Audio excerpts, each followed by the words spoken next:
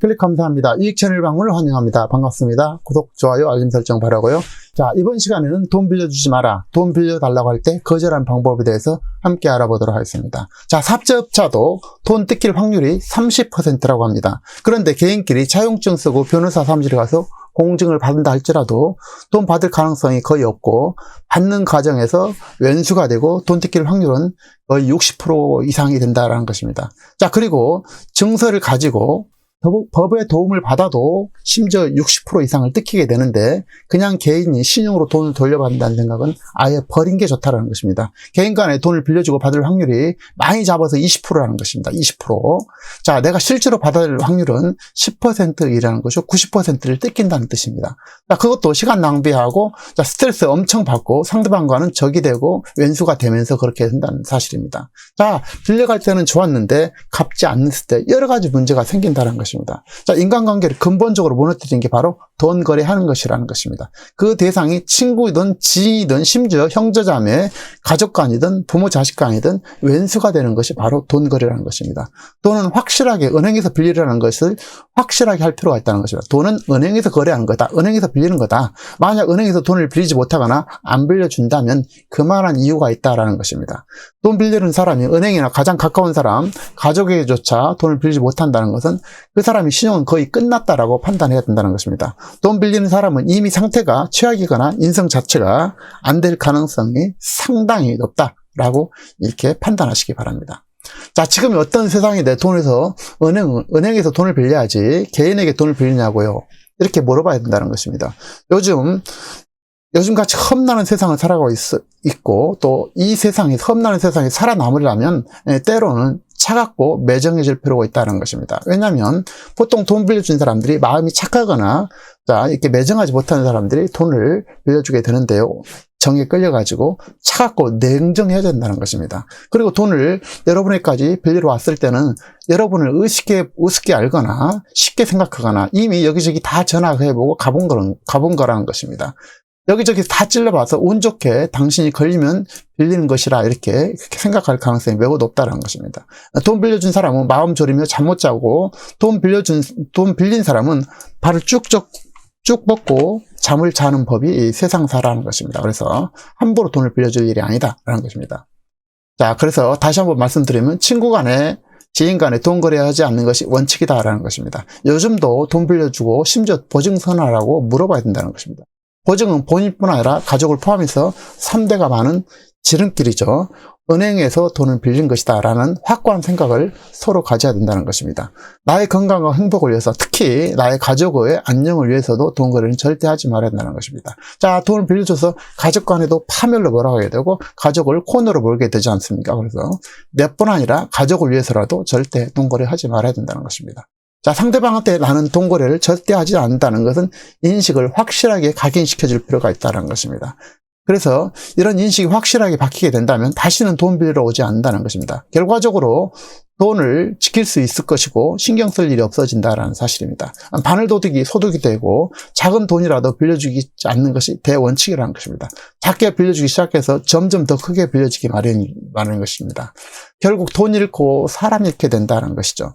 돈 거래는 금지가 대원칙이다라고 가슴에 꼭 새겨야 할 것입니다. 그래서 돈 잃고 사람 잃은 것이 바로 돈 빌려주는 것이다. 한 번 빌려주면 또 빌리게 되고 두세 번, 네 번 계속되다 결국은 사고가 터지게 되고 도망가게 되는 그런 사태가 벌어지게 됩니다. 해외범들과의 돈 협상을 해주면 또 달라고 하고 그 다음에 또 달라고 해서 계속되는 그런 거랑 비슷한 그런 상황이 된다는 것입니다. 물론 표현은 좀 옳지 않다라고 보지만 처음부터 테러범에게 엮이지 않는 게 최선의 방책이라는 것입니다. 돈 빌려준 사람, 돈 빌리려는 사람한테 엮이지 않는 게 최선의 방책이라는 것입니다. 가장 가까운 사람, 친구 사이에는 돈 거래지 않는 게 대원칙이라는 사실을 꼭 기억하시기 바랍니다. 돈을 빌려줘도 또 안 빌려줘도 되는 관계는 거의 끊어지게 된다는 것입니다. 자, 한마디로 돈을 빌려줘도 돈을 안 빌려줘도 그런 관계는 끊어지게 마련한 겁니다. 처음부터 그래서 빌려달라고 하지 말아야 된다는 것입니다. 그래서 돈 빌려달라고 그러면 벌써 관계가 끊어지는 상태다, 이렇게 평가하는 것이 옳다라고 저는 생각합니다. 자, 앞서 얘기한 것처럼 근저당을 하고 돈을 빌려줘도 받지 못할 가능성이 매우 크다는 겁니다. 사채업자도 30%의 돈을 받아내지 못한다는데 하물며 개인 간에는 얼마를 받아낼 수 있냐는 것입니다. 사채업자가 30% 뛴다는 것입니다. 개인 간에 신용으로 돈 빌려주려는 것은 받을 가능성이 거의 없다는 것입니다. 가능성 10% 이하라는 사실 꼭 기억하시기 바랍니다. 왜 내가 돈을 빌려주고 신경 쓰고 스트레스 받으면서 전전긍긍하면서 살아야 할까요? 그럴 필요가 없다라는 것입니다. 또 다른 요인은 요즘 채무자 보호제도가 매우 강하기 때문에 합법적으로 돈을 떼먹어도 받을 방법이 없다라는 사실입니다. 여러분, 개인 회생, 파산, 면책 이런 많이 들어보셨죠? 이거 매우 무서운 제도인데요. 돈을 한마디로 얘기해서 합법적으로 떼먹어도 된다 그런 얘기입니다. 자, 개인 회생을 보면 가용소득 범위 내에서 일정 기간 채무를 변제한 뒤 자녀 채무는 면책하는 법원의 결정이 되겠습니다.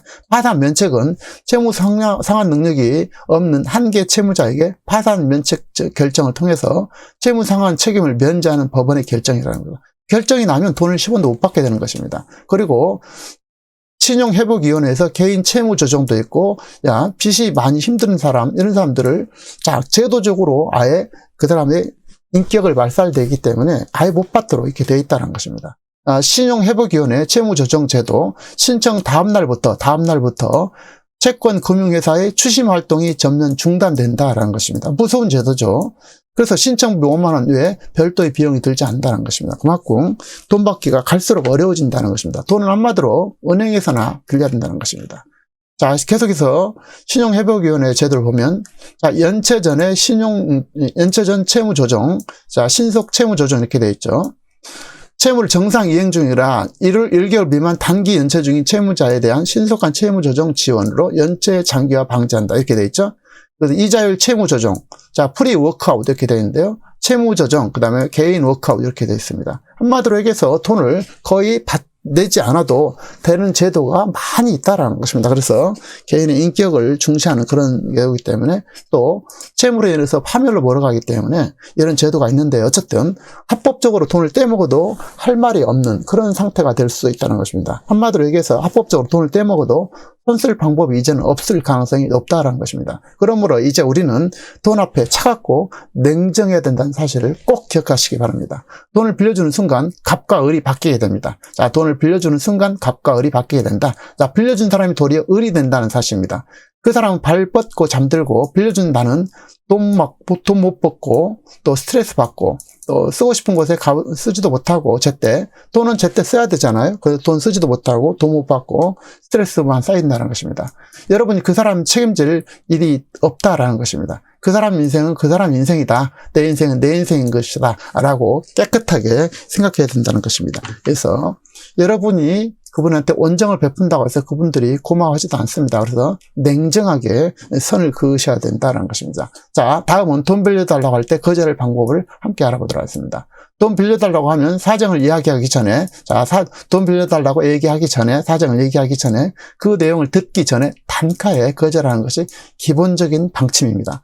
그것이 정답이라는 것입니다. 그래서 돈 빌려달라고 머뭇거리고 그럴 때 나 없다, 돈 안 빌려준다 라고 깨끗하게 얘기를 해야 된다는 것입니다. 자, 그러나 방법에 있어서는 내용은 단호하되 표정과 말투는 최대한 부드럽고 상냥하게 상대가 자존심이 덜 상하는 방향으로 했으면 좋겠다는 것입니다. 그래서 단호해야 된다는, 내용은 단호하되 표정, 또 태도, 또 말투는 부드럽고 상냥하게 이렇게 해야 된다는 것입니다.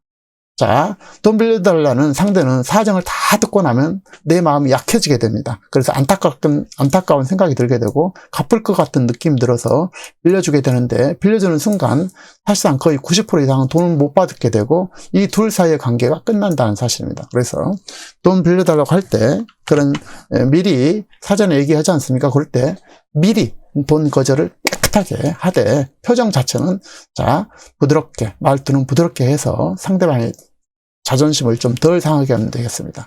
자, 돈을 빌려가면 서로 서먹할 뿐 아니라 갚지 않아서 왼수가 되거나 연락 두절되고 관계는 영영 끝나게 된다는 사실입니다. 한번 빌려주게 되면 두세 번 계속 관계가 계속되고 결국은 영영 못 갚은 상황으로 돌아야 된다는 사실 꼭 기억하시기 바랍니다. 자, 그리고 이런 사례를 한번 말씀드려 보겠는데요. 자, 또 다른 방법은 일단 빚을 갚아야 된다든지 카드값을 막아야 된다면서 그 상황을 피하시기 바랍니다. 그런데 또 계속해서 요구하지 않습니까? 그때 단호하게 얘기하는 것이 현명하다는 것입니다. 예를 들어보겠습니다. 와이프가 돈 관리해서 나는 돈이 없다. 아니면 남편이 돈 관리해서 나는 돈이 없어. 미안해. 이렇게 해결하는 것입니다. 그래서 미안해. 이 한마디로 자 부드럽게 치고 나가자는 것입니다. 자, 또 내가 빚이 너무 많아서 이자 갚기에도 허덕이고 카드값도 못 박아서 연체 중이야. 미안해. 이렇게 할 수 있겠습니다. 아울러 거절하기 제일 좋은 방법이 있는데요. 자, 우리 집이 원래 부자였었는데 우리 아버지가 또는 우리 어머니가 돈 빌려주고 보증 서서 또는 돈 빌려주거나 보증 서서 완전히 쫄딱 망했어. 그래서 우리 집은 돈 거래하지 않는 것을 우리 집에 가훈으로 새긴 거야. 나의 철학이기도 하고. 그래서 미안해. 이렇게 해서 자리를 뜨고 전화를 끊으시기 바랍니다. 자, 이것을 평소에 이렇게 기억해두고 외워둔 게 좋겠다는 것입니다. 그래서 자, 카드값을 갚아야 된다든지 빚이 있다든지 와이프가 또는 남편이 돈 관리해서 또 자, 가장 좋은 방법은 저는 이렇게 하고 있습니다. 자, 우리 어머니가 우리 아버지가 돈을 빌려줘서 보증을 서서 쫄딱 망했다. 그래서 우리 집에 가훈이 돈 빌려주지 않는 것이 가훈이다. 그리고 나의 철칙이기도 하다. 미안하다. 이렇게 해서 그 자를 얼른 피하고 전화를 끊는 것이 현명하다는 것입니다. 그리고 돈 빌려달라는 친구가 거절했을 때 그때 친구가 될 수 없다면 그는 잃어도 되는 친구라는 사실입니다. 자, 돈 빌려달라는 친구가 친구를 거절했을 때 그때 친구가 될 수 없다면 그는 잃어도 되는 친구다. 아주 매정하지만 그렇다는 것입니다. 진정한 친구는 정말 죽을 일이 아니면 돈 빌려달라고 하지 않는다는 것입니다. 만일 틈나면 돈 빌려달라고 하는 자는 이미 친구가 아니니 마음으로 선을 긋기 바랍니다. 제가 겪어보니 돈은 내 호주머니에서 나가는 순간 다시 돌아올 가능성이 거의 불가능에 가깝다는 것입니다. 그 돈은 결코 내 돈이 아니라 가져간 사람의 돈이 된다는 것입니다. 사람이란 마음이 화장실 갈 때, 나올 때가 전혀 달라지고 180도 달라지는 것이 사람의 마음이고 대부분의 사람들의 생각이라는 것입니다. 마음이라는 것입니다. 자, 그럼에도 불구하고 돈을 빌려줄 상황이 있을 수도 있죠. 그때는 그냥 주라는 것입니다. 자, 안 받을 각오하고 그냥 주라고 하는데 사실 이것은 매우 어려운 얘기가 되겠습니다. 정말 어렵고 힘들게 뼈빠지게 번 돈을 그냥 준다는 생각으로 주는 것은 결코 쉬운 일이 아니라는 것입니다. 완전히 없어도 되는 돈에 한해서 그리고 그 정도는 얼마든지 줘도 되는 것에 대해서 얼마를 줘야 될 것인지 한해서는 자, 그냥 주라는 것입니다. 어떤 경우에서도 마음에서 섭섭하지 않는 범위 내에서 주면 될 것입니다. 자, 이 부분 다시 한번 얘기하면요. 그럼에도 빌려줘야 될 그런 상황이 생길 수 있지 않겠습니까? 그때는 그냥 주라는 것입니다. 예를 들어서 100만 원을 달라 그러면 10만 원을 그냥 준다든지 안 받을 각오로 하고 그냥 주라는 것입니다. 하지만 이것 또한 이 또한 매우 어렵다는 것입니다. 왜냐하면 정말 힘들고 어렵게 번 돈이지 않습니까? 그래서 이것은 쉬운 일이 아닌데 어쨌든 완전히 줘도 상관이 없는 돈, 그 사람과 나의 관계에 있어서 이 정도는 줘도 될 수 있는 돈을 차라리 주라는 것입니다. 자, 그래서 이것이 주고 나서도 어떻게든지 마음에 섭섭하지 않는 범위 내에서 애정과 관계를 유지하는 범위 내에서 그냥 주라는 것입니다. 자, 그럼 얼마를 주면 될까요? 상대방의 가치에 따라서, 나와의 관계에 따라서, 그리고 나의 현재 형편에 따라서 그거에 맞춰서 주면 될 것입니다. 여러분이 만일 10,000원이 가능하면 10,000원 주면 될 것이고 100만 원이 가능하면 100만 원을 주면 될 것입니다. 그래서 이런 주는 부분은 얼마든지 주는 것이 자체가 의미가 있지 그 크기는 별 의미가 없다라는 것입니다. 자, 하지만 꼭 명심할 것이 있는데요. 만일 친구에게 돈을 주는 것이 아니라 돈을 빌려준다면 돈을 빌려주는 순간 그것은 당연히 갚아야 될 상황이 될 것이고 받는 것을 정확하게 하는 것은 친구가 아니라 이미 채권자와 채무자의 관계로 대응할 수밖에 없다는 것입니다. 그러면 그는 이미 친구가 아닌 것입니다. 한마디로 빌려준 사람은 채권자, 상대는 채무자가 된다는 사실입니다. 그래서 친구가 아니다. 너는 채권자, 나는 채권자, 너는 채무자 이렇게 바뀐다는 것입니다. 자, 결국 선의로 돈을 빌려줬는데 돈도 못 받고 둘 사이는 왼수가 되고 적이 되는 상황에 처하게 되기 때문에 돈을 빌려주지 말라는 것입니다. 방법은 처음부터 단칼에 하지만 표정과 또 표현은 최대한 부드럽게 자, 원래 우리 집이 부자였는데 우리 아버지가 우리 어머니가 돈을 빌려주고 또 보증을 서서 완전히 쫄딱 망했어. 그래서 우리 집은 돈 거래하지 않는 것이 우리 집의 가훈이야. 나의 철칙이기도 하고 미안해 라고 그 자리에서 뜨시기 바랍니다. 그 자리에서 전화를 끊기 바랍니다. 자, 귀한 시간 함께 해주셔서 감사하고요. 어떤 형태로든 돈 빌려주지 말기 바랍니다. 자, 구독, 좋아요, 알림 설정 바라고 다음 시간에도 참신하고 유익한 정보로 찾아뵙겠습니다. 감사합니다.